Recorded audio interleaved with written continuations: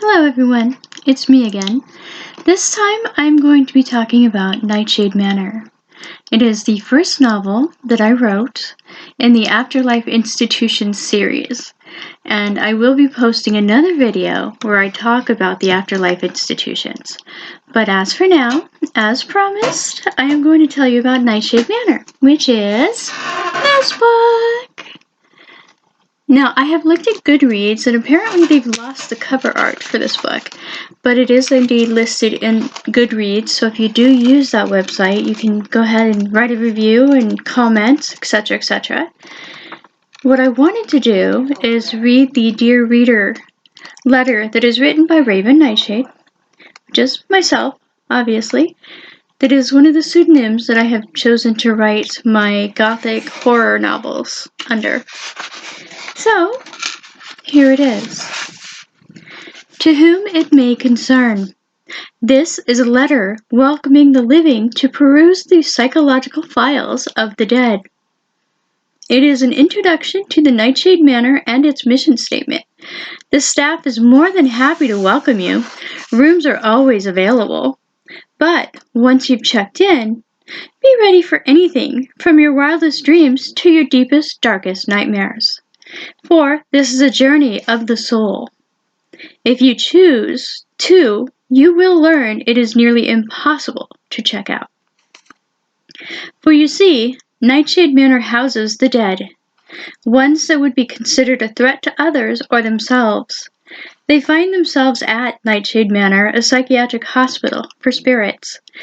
They are expected to learn from their experience and prove that they are no longer a threat to others or themselves. Consider the situation that they are in. They're dead. Because of their negligence, their inability to keep alive is astounding. It is a basic instinct that every human is born with.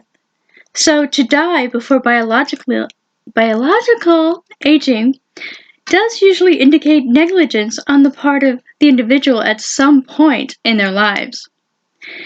They could have made a different decision or choice or action that would have led to a different series of events and perhaps avoided their premature death. The mission statement of the Knightshade Manor is that each individual is allowed to live in no matter what form, design, or function. It is within their rights as souls to live. It is the actions and decisions that one makes at various junctures in their lives and deaths that determine their results. It is the responsibility of the staff of the manor to assess the endangerment of the soul and through various methods encourage individuality and responsibility on the individual's part as to what effects they are forced to endure as a result of their decisions and actions. Once they have learned how to change that action, they are then released back to their lives to either change things or move on to a different life, or to heaven or hell. It is entirely up to the individual. The exterior of the manor is set up as a chateau with the imagery of a grand hotel from an earlier time. However, since the guest steps through the entryway, the hotel lobby and connecting corridors form into that individual's favored time and architectural preferences. This is all part of the therapeutic process. There are various levels, each pertaining to the various lesson that the guests. We don't use the term patients. The term guest ensures that they will vacate as soon as they determine they are ready, rather than the term patient, which would indicate that they would need permission or authorized release to leave the manor.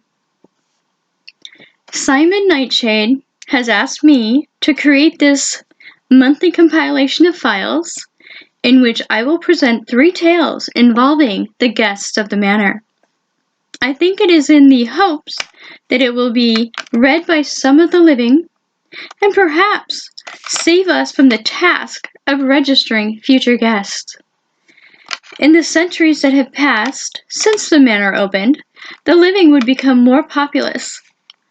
Since this is the first installment of this journal, I will introduce the staff, the manor, for it has absorbed much ectoplasm. That poltergeist activity is quite rampant. Yes, the house is alive. In writing this, one hopes it will assist you in comprehending death, understanding life, and learn from the mistakes of others. Sincerely, Raven Knightshade. That is the introduction to the book. It is book 1 in the Afterlife Institutions series, as I have stated, and there are a variety of stories. First of all, to give you the background, this was originally written as a fanzine for my previous band, Black Rose Society, which was formed in 2004 and broke up in 2005. In that interim, I was able to create 12 fanzines with 3 short stories in each one, introducing the staff of the manor, the design of the manor, and, as I said, the different stories of the guests. And as I look through the pages, it is listed by room number. So they're kind of a surprise when you get to the room number because you're not quite sure what happens. However, I am trying to locate my favorite story to read to you. Perhaps I'll do that at another time. As I look through, it also defines the staff once again under their quarters, and it describes where they choose to live, the time that they transpired, and kind of a little bit of a hint. There's a reason why the staff is there as well. So, let's see if there's a particular one that jumps out at me.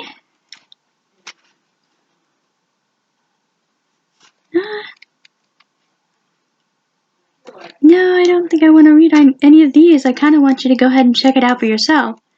So I think I would leave off here, because this has been a long enough video as it is. So once again, this is Knightshade Manor. This is what it's supposed to look like. And you can find it on Amazon, and you can find it at Goodreads, and you can find it at other bookstores as well. So give it a look-see. Thank you. Bye.